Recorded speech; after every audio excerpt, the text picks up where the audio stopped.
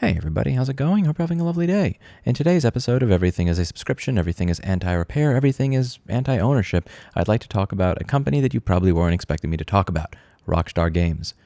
Rockstar Games made some really cool stuff back in the day. I remember back in 2002 playing Smuggler's Run for hours at a time with my friends. That was a lot of fun.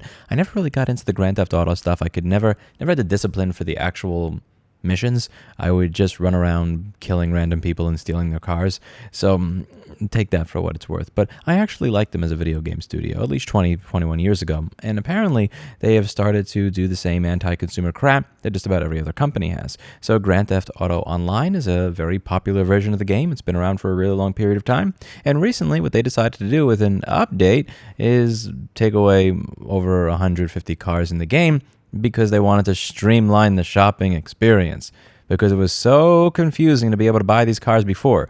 Now, how did they streamline the shopping experience? They put those cars that they took out of the game that you already bought and paid for into the Vinewood Car Club, which requires you to be a Grand Theft Auto Plus subscriber, which costs $6 a month.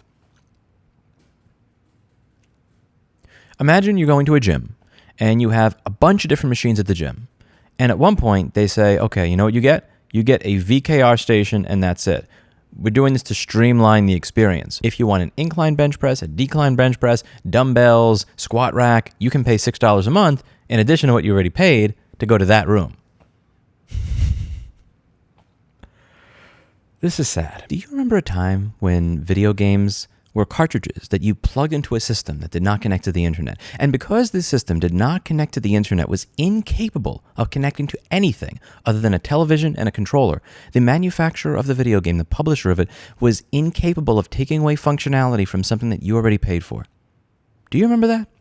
I remember that. I remember when you bought and paid for something and it was impossible for the publisher to take away any features or functionality after the fact, because it didn't connect to the internet. The best part about this screw job is that you can't even do this if you're using an older console. Even if you wanted to pay $6 a month to get back what you already had a month ago when you purchased the fucking video game, you can't do that. You have to now not only pay $6 a month for a subscription that you didn't have to pay for before, but you also have to pay for a new console, which I'm sure makes Sony and Microsoft just so sad that you're going to give them another sale for buying something that you never intended to buy in the first place, so that you could continue to enjoy the game that you purchased and paid for in the same way that you enjoyed it when you purchased and paid for it, without having functionality taken away by an update.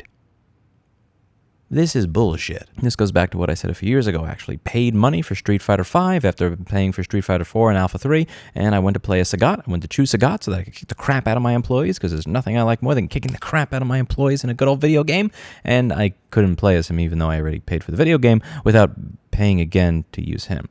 I didn't have to pay for him in Street Fighter 4. I didn't have to pay for him in Street Fighter Alpha 3. But I got to pay for him in Street Fighter V after I buy the game. Nah, F that. Dare I say it? I don't even think that was that bad, because you weren't taking functionality away from people who had already purchased it.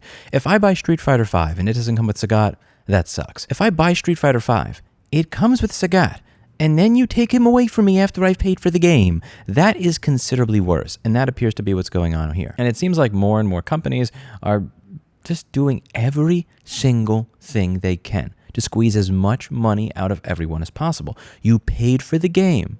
You paid for the ability to play the game as it was advertised, as it was marketed, with what was in the game. And now there's an update that takes that away, but you get it back if you pay them $6 a month. I'm sorry, what does this do but streamline the money that's going into Rockstar Games' pockets? When a company does shit like this, the only thing I hope it streamlines is their quick demise. That probably won't happen because a lot of people are absolutely addicted to Grand Theft Auto, but there are old games, and there again, you can play the older versions and they're still fun. I implore you to consider playing the older versions. I implore you to purchase those older versions of these video games used so that the company and the manufacturer don't make money off of you anymore, because they're going to keep doing this crap as long as you keep giving them money. Again, a lot of people in the video that I did were saying, well, you know, there are indie studios that don't do this. And the thing that I've noticed, at least in my industry, is when I talk about something that one company does, when they start making more money at it, eventually every company winds up doing the same thing. I still remember, I have enough gray hair to remember when Samsung used to advertise that you got a micro SD card slot, a headphone jack, and a user removable battery. And they even used to make fun of Apple for it. Now, when you look at a Samsung S23, it's essentially an iPhone with crappier software.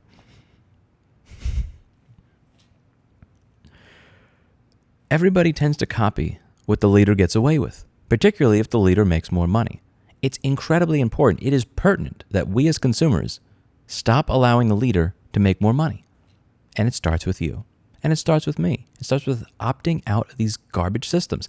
And admittedly, I don't cover video games much because I opted out of the entire video gaming system a long time ago. The only game that you will ever see me play, and I do say the word play loosely because I suck now, is Dota 2. That's it. I don't do any of this. When I want to load up Street Fighter 4 on PC, Street Fighter Alpha 3 on my PlayStation 1.